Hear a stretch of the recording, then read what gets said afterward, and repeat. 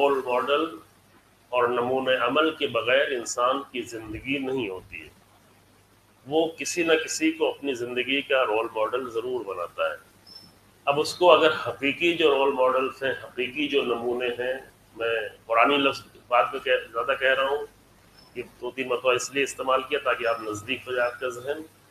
اگر حقیقی اسوے اور حقیقی نمونے انسان کے سامنے نہ پیش کیے جائیں بچپن ہی سے، اگر ہم نہ پیش کریں، اگر والدین نہ پیش کریں، اگر گھر والے نہ پیش کریں، اگر قرآن سے نہ لیا جائے، اگر دین سے نہ لیا جائے، تو دنیا یہ کام میں لگی ہوئی ہے، بھرپور طریقے سے لگی ہے کہ باطل رول ماڈلز لوگوں کے سامنے لا کے رکھ دیا جائے بچپن ہی سے.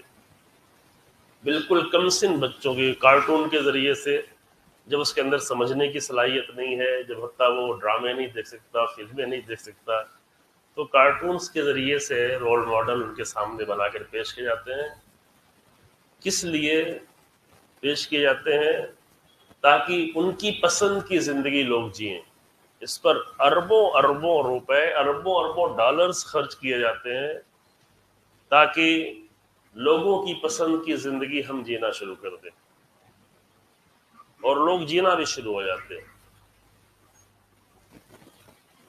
مثلا مغربی کلچر کی زندگی جینے کے لیے ضروری نہیں کہ کوئی مغرب جائے، ویسٹرن کنٹریز میں جائے، نہیں، یہی اپنے ہی ملک میں رہ کر ویسٹرن کلچر اپنا کے زندگی جیتے ہیں اور اس پر فخر بھی کرتے ہیں.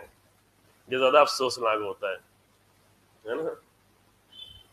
یہ زیادہ ٹھیک ہے، علم آپ لے سکتے ہیں،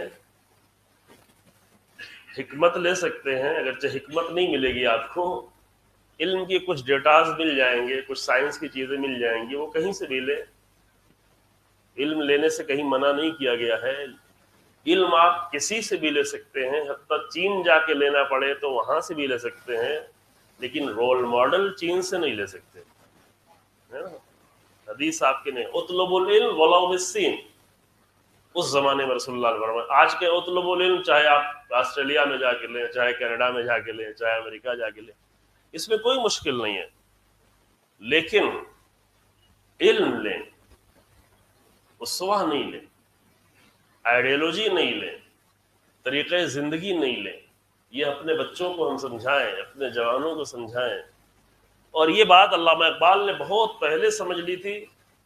علامہ اقبال کے انتقال کو بھی کتنے سال ہو گئے؟ تقریباً 1936 میں انتقال ہوا تھا.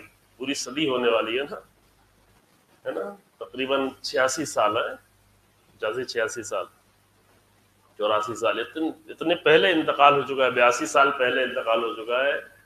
لیکن اپنے انتقال کے بھی پہلے یہ کہہ کے چلے گئے کہ خیرہ نہ کر سکے مجھے رونق دانش فرنگ. فرنگ یعنی کوئی فرنگی، ویسٹرن کلچر. وہاں کا علم مجھے، حتیٰ وہاں کا علم بھی مجھے خیرہ نہیں کر سکا، ان کا طریقہ زندگی مجھے خیرہ نہیں کر سکا. سرما ہے میری آنکھ کا خاک مدینہ و نجف.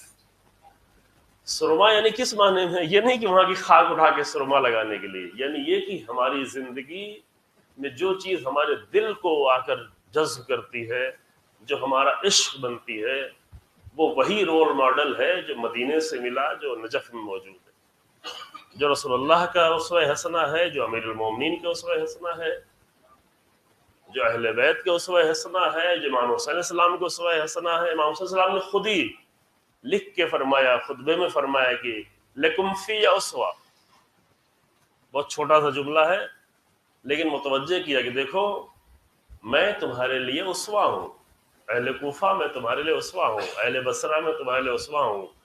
61 ہجری میں اسوہ نہیں ہے، قیامت تک کے انسانوں کے لیے اسوہ ہے. تو علم کہیں سے بھی لے لیں، ڈیٹا کہیں سے بھی لے لیں، لیکن طریقہ زندگی لینا ہے تو رسول اللہ کی بارگاہ میں